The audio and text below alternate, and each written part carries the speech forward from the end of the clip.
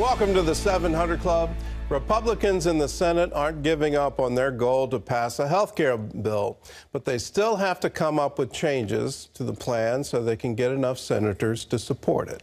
And President Trump is not giving up either, saying that Obamacare has to be replaced because it's failed, expensive, and dangerous.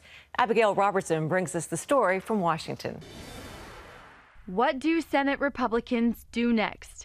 That's the question after it turned out that the highly anticipated vote on the Senate's version of repealing and replacing Obamacare won't happen by the promised July 4th deadline as the GOP struggles to find the support to pass it. But Senate Majority Leader Mitch McConnell pointed out that major actions like this are difficult. If none of you have ever covered a big, complicated bill, they're hard to pull together and hard to pass. Republican lawmakers have campaigned for years on repealing Obamacare. But now that they have the opportunity, they're having to work hard to agree on what to replace it with. McConnell says the process is far from over. We're continuing to talk about it. It's a very complicated subject. I remember how challenging it was for the Democrats when they were enacting this back in 2009 and 2010. It's a big, complicated subject. We've got a lot of discussions going on, and we're still optimistic we're going to get there. Leader McConnell is running into the same issue the House faced last spring, crafting a health care plan that both conservative and moderates support.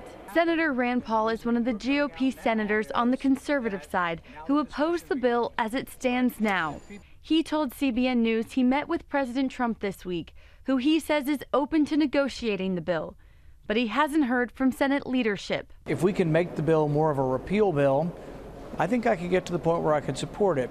Right now, I think we keep too many of the Obamacare regulations, we keep too many of the Obamacare subsidies, and we have a brand new big federal bailout of insurance companies. On the other side are moderates like Senator Susan Collins, who are concerned with Medicaid cuts and defunding Planned Parenthood. It makes absolutely no sense to eliminate federal funding for Planned Parenthood. Collins says she's optimistic she'll prevail on that issue, but Paul disagrees.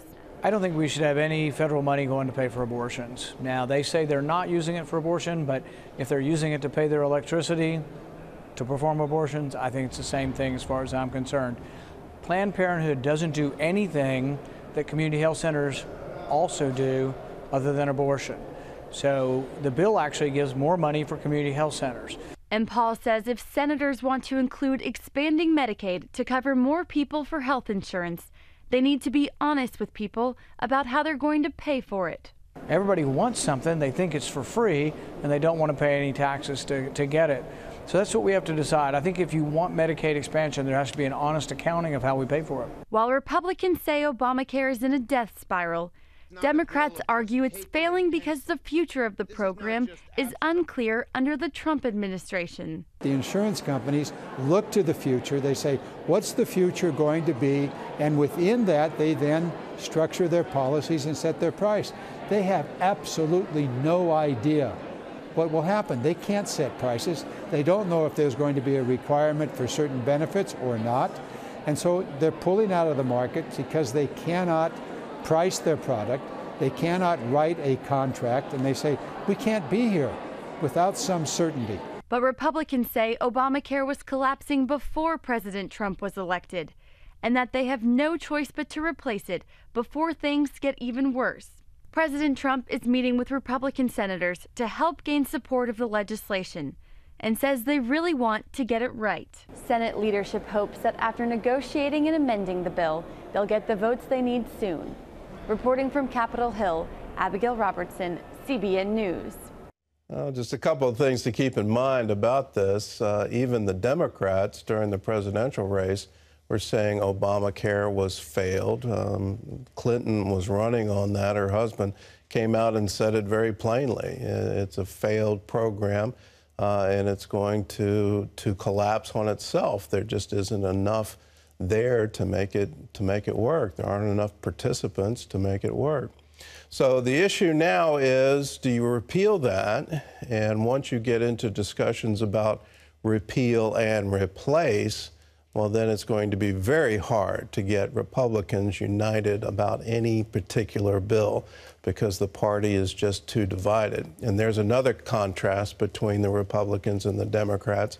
Back when Obamacare passed, some of the Democrats admitted they didn't even read the bill. So here we have a real good picture of how the two parties operate. There are a lot of different wings in both of them, but for whatever reason, the Democrats seem to be able to get the bill to actually pass, and the Republicans are going to be discussing it for quite some time. In other news, the United States is making it clear to Syria that it will not tolerate another chemical weapons attack. John Jessup has that story from our CBN News Bureau in Washington. John? Gordon, the warning comes after U.S. intelligence detected what appeared to be active preparations at a Syrian airfield. National security correspondent Eric Rosales has reaction from the Pentagon, where top military leaders confirmed the United States is ready to take action if necessary. This was a scene back in April after Syria's government attacked its own people with a chemical weapons strike, killing more than 70 men, women, and children with poisonous gas. The horrific action prompted President Trump to order a cruise missile strike a few days later against the air base that jets flew out of before the chemical weapons attack. It was a slow and brutal death for so many.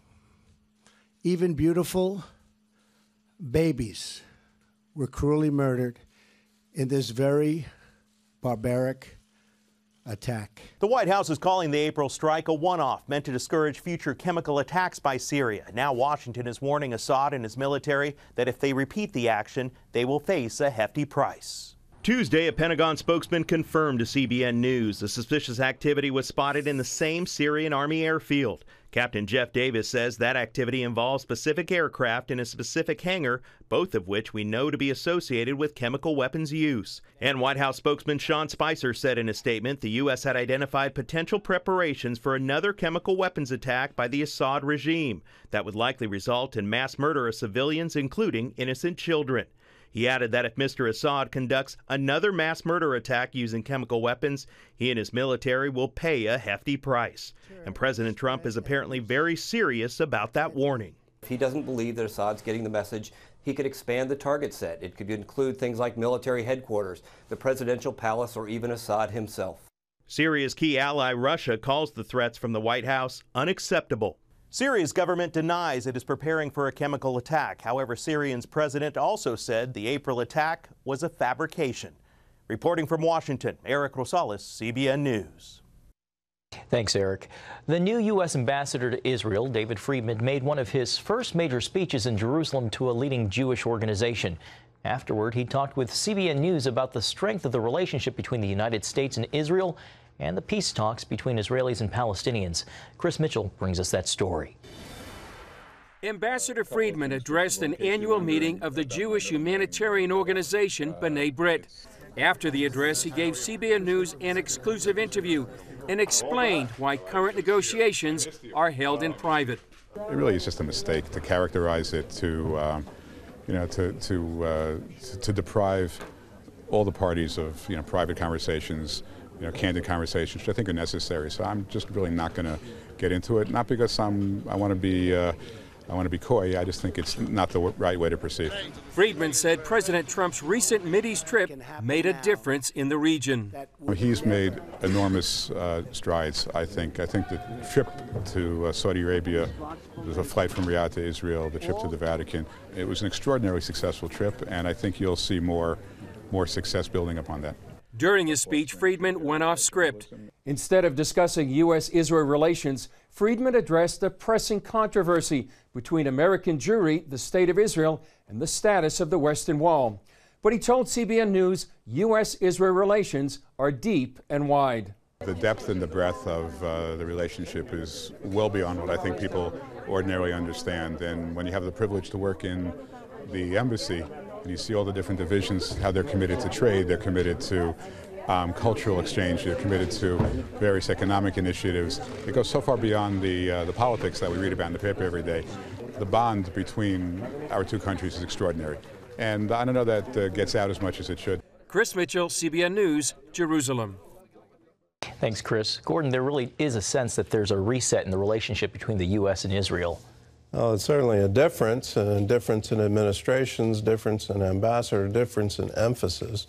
We need to recognize Israel as our only ally in the Middle East. It's the one true democracy there, and we need to celebrate it.